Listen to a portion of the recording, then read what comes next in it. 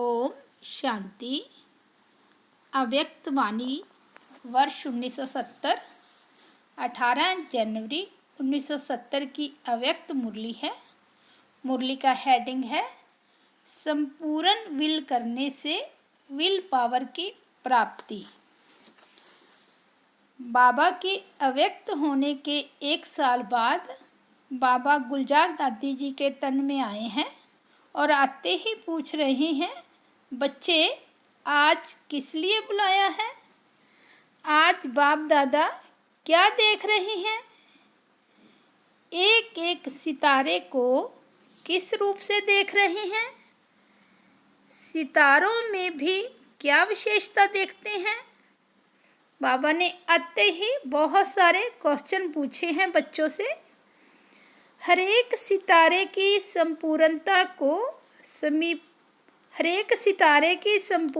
की समीपता देख रहे हैं। बाबा को तो हर एक बच्चे सितारे रूप में उनकी संपूर्णता दिखाई दे रही है। आप सभी अपने को जानते हो कि कितना संपूर्णता के समीप पहुँचे हो। संपूर्णता के समीप पहुँचने की परख क्या होती है? संपूर्णता की परख यही है कि वह सभी बातों को सभी रीति से सभी रूपों से परख सकते हैं। आज सारे दिन में क्या क्या स्मृति आई? अव्यक्त दिवस है ना, तो बाबा पूछ रहे आज सारे दिन में क्या क्या स्मृति आई? चित्र स्मृति में आया व चरित्र स्मृति में आया। चित्र के साथ और कुछ याद आया? बच्चों ने कहा, बाबा शिक्षा याद आई, ड्रामा याद आया। चित्र के साथ वचित्र भी याद आया। कितना समय चित्र की याद में थे? कितना समय वचित्र की याद में थे? या दोनों की याद मिली हुई थी? वचित्र के साथ चित्र को याद करने से खुद भी चरित्रवान बन जाएंगे। अगर सिर्फ चित्र और चरित्र को याद करेंगे तो चरित्र की ही याद रहेगी। इसलिए वचित्र के साथ चित्र और चरित्र याद आए। आज के दिन और भी कोई विशेष कार्य किया?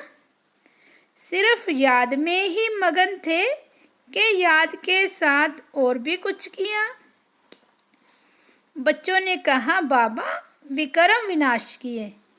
तो बाबा ने कहा, यह तो याद का परिणाम है। और विशेष क्या कर्तव्य किया?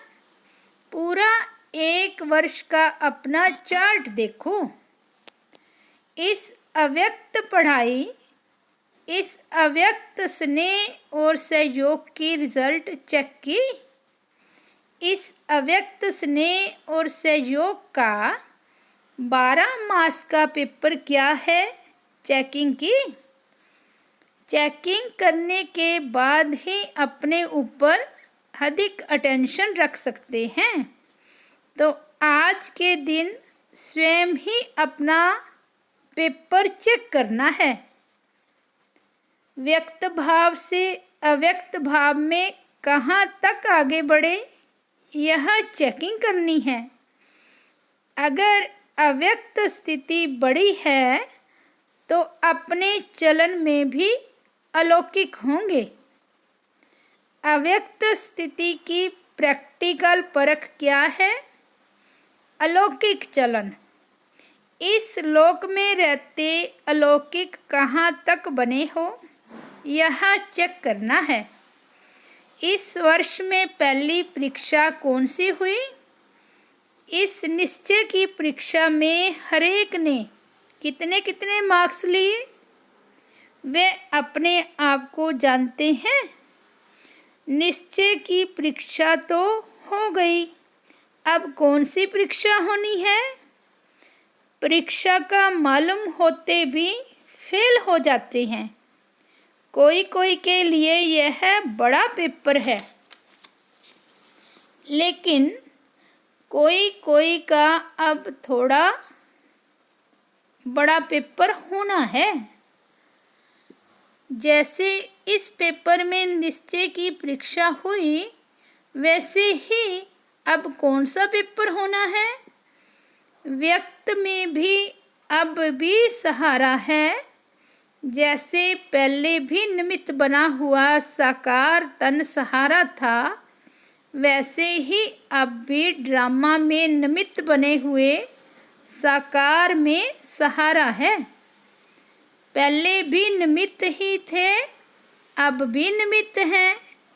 यह पूरे परिवार का साकार सहारा बहुत श्रेष्ठ है। अव्यक्त में तो साथ है ही। जितना स्नेह होता है उतना सहयोग भी मिलता है। स्नेह की कमी के कारण सहयोग भी कम मिलता है। साकार से स्नेह अर्थात सारे सिजरे से स्नेह। साकार अकेला नहीं है। प्रजापिता ब्रह्मा तो उनके साथ परिवार है। माला के मन के हो ना। माला में अकेला मन का नहीं होता है। माला में एक ही याद के सूत्र में स्नेह में परिवार समाया हुआ है। तो यह जैसे माला में स्नेह के सूत्र में पिरोए हुए हैं। दैवी कुल तो भविष्य में है। इस ब्राह्मण कुल का बहुत महत्व है। जितना जितना ब्राह्मण कुल से स्नेह और समीपता होगी, उतना ही दैवी राज्य में समीपता होगी। साकार में क्या सबूत देखा? बाप दादा किसको आगे रखते हैं? बच्चों को, क्योंकि बच्चों के बिना माँ बाप का नाम बाला नहीं हो सकता। तो जैसे साकार में कर्म करके दिखाया, वही फॉलो करना है। यहाँ पेपर पहले ही सुनाया जाता है। निश्चय का पेपर तो हुआ, लेकिन अब पेपर होना है हरेक के स्नेह, सहयोग और शक्ति का। अब वह समय नज़दीक आ रहा है जिसमें आपका भी कल पहले वाला चित्र प्रत्यक्ष होना है। अनेक प्रकार की समस्याओं को परिवर्तन करने के लिए अंगुली देनी है। कलयुगी पहाड़ तो पार होना ही है, लेकिन इस वर्ष में मन की समस्याएं, तन की समस्याएं, वायुमंडल की समस्याएं, सर्व समस्याओं के पहाड़ को स्नेह और सहयोग की अंगुली देनी है। तन की समस्या भी आनी है, लेकिन संबंध में तो पास हो गए।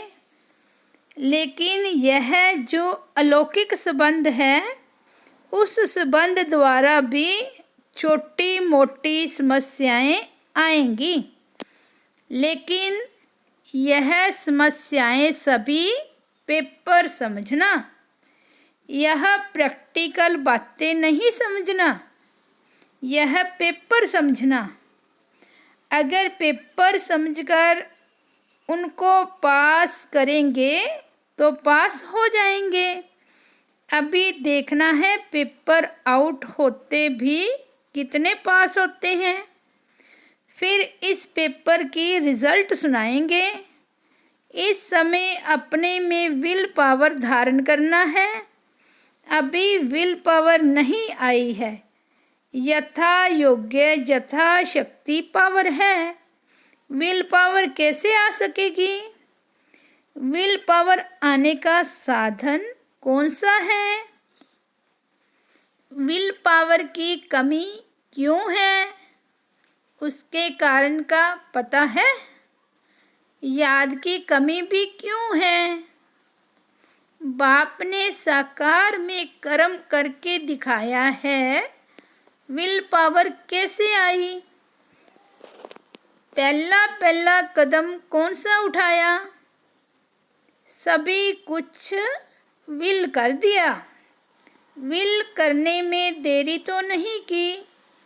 जो भी बुराई है अंदर व बाहर, वह संपूर्ण विल नहीं की है, तब तक विल पावर आ नहीं सकती। साकार ने कुछ सोचा क्या कि कैसे होगा, क्या होगा? यह कब सोचा? अगर कोई सोच कर विल करता है तो उसका इतना फल नहीं मिलता। जैसे झाटकू और बिगर झाटकू का फर्क होता है ना। पहले स्वीकार कौन होता है? जो पहले स्वीकार होता है उनको नंबर 1 की शक्ति मिलती है।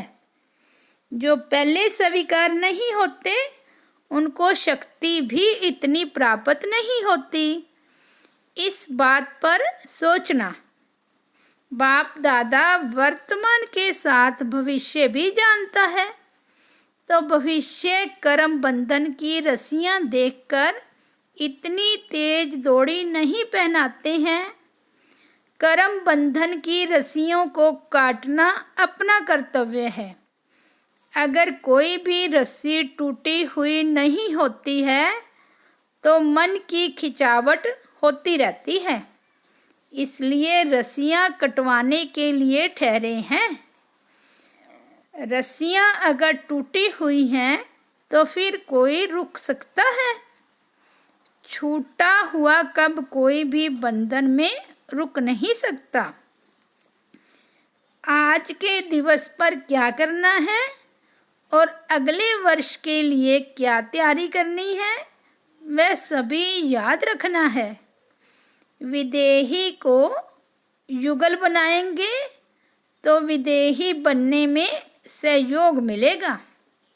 विदेही बनने में सहयोग कम मिलता है, सफलता कम देखने में आती है, तो समझना चाहिए कि विदेही को युगल नहीं बनाया है। कमाल इसको कहा जाता है जो मुश्किल बात को सहज करे। सहज बातों को पार करना कोई कमाल नहीं है, मुश्किलातों को पार करना वह है कमाल। मुश्किलातों को मुश्किल न समझकर चलना यह है कमाल। अगर मुश्किलातों में जरा भी मुरझाया तो क्या होगा? 1 सेकंड में सौदा करने वाले कहाँ फंसते नहीं हैं। फास्ट जाने वाला कहाँ फंसेगा? नहीं, फंसने वाला फास्ट नहीं जा सकेगा। लास्ट स्थिति को देख फास्ट जाना है। अब भी फास्ट जाने का चांस है। सिर्फ एक हाई जंप लगाना है। लास्ट में फास्ट नहीं जा सकेंगे। अच्छा, ओम शांति। अव्यक्त बाप दादा कह रहे हैं, बच्चे अभी से ही तैयारी करनी है लास्ट सो फास्ट जाने के लिए। उसके लिए अपनी अव्यक्त स्थिति को बनाना है और सब कुछ बाबा को विल कर देना है। ओम शांति।